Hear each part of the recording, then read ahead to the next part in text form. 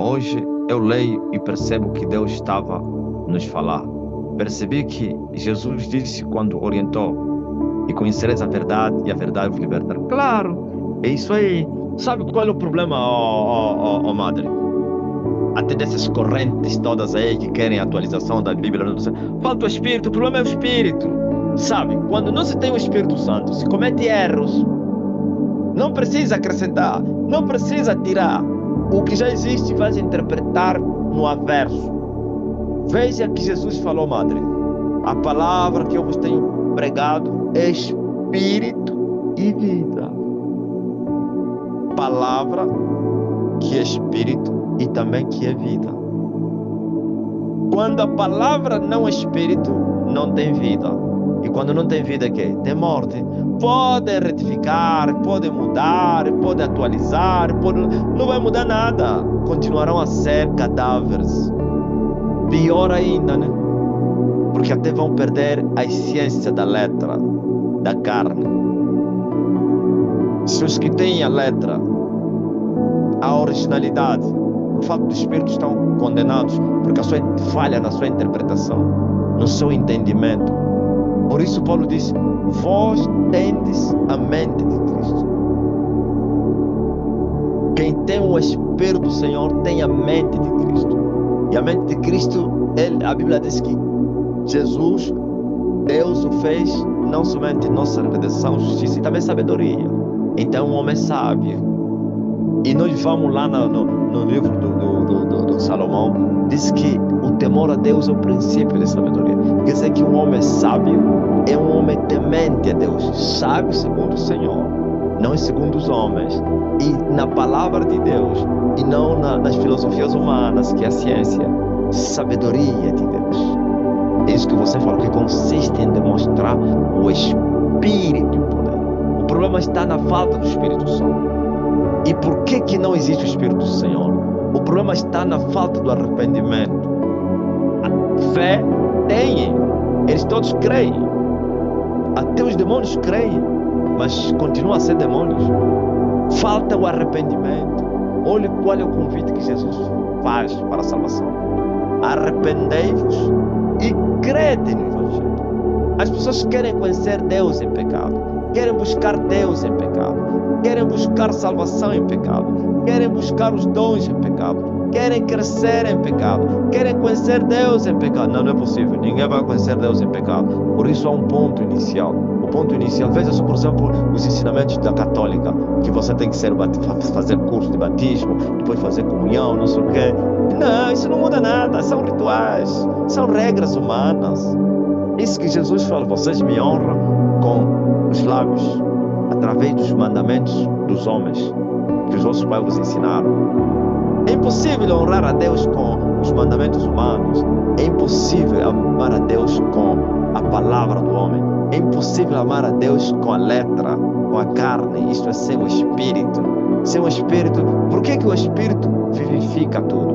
Porque sem o Espírito não há vida. Não há vida. Está a ver essa palavra aqui? Quando não tem Espírito Santo, é uma palavra morta, mas que saiu da boca de Deus.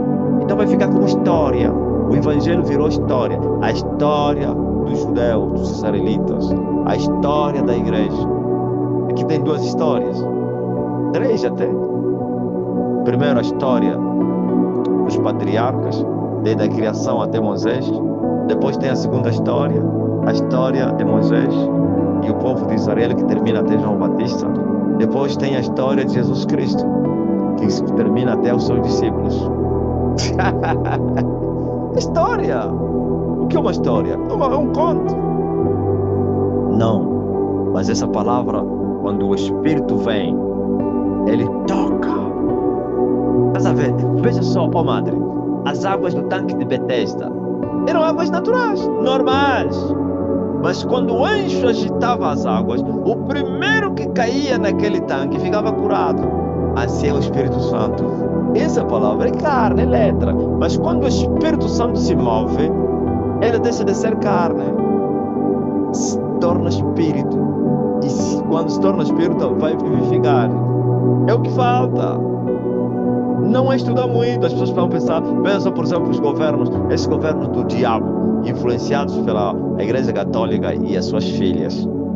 Não, tem que criar regras na igreja, tem que fazer curso, os pastores têm que ter formação.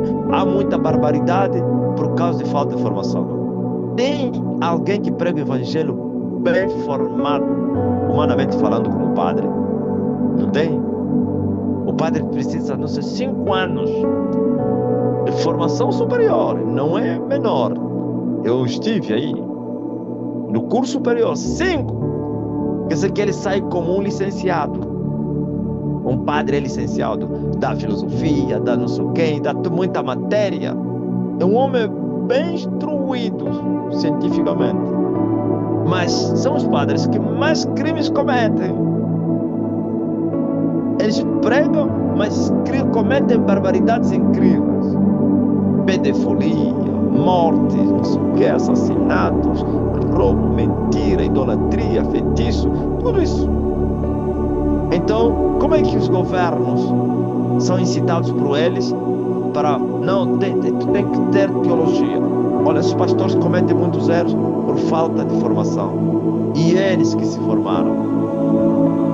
Você vê que depois que começou as guerras do Elias, dessa dispensação, isso foi quando as coisas da Igreja Católica começaram a aparecer. Antes, a Igreja Católica era um monstro fechado que nada saía.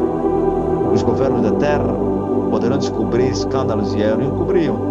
Só depois das guerras do homem de Macopolo que começaram a aparecer escândalos na Europa, não sei o quê, bispos cardeais foram arrancados por pedofilia, porque não sei o quê, pessoas começaram a vir para serem indemnizados, não sei o quê. Agora vai piorar. Então falta o Espírito Santo. E o Espírito Santo não pode se mover onde tem pecado. O Espírito Santo, ele faz o que aos pecadores?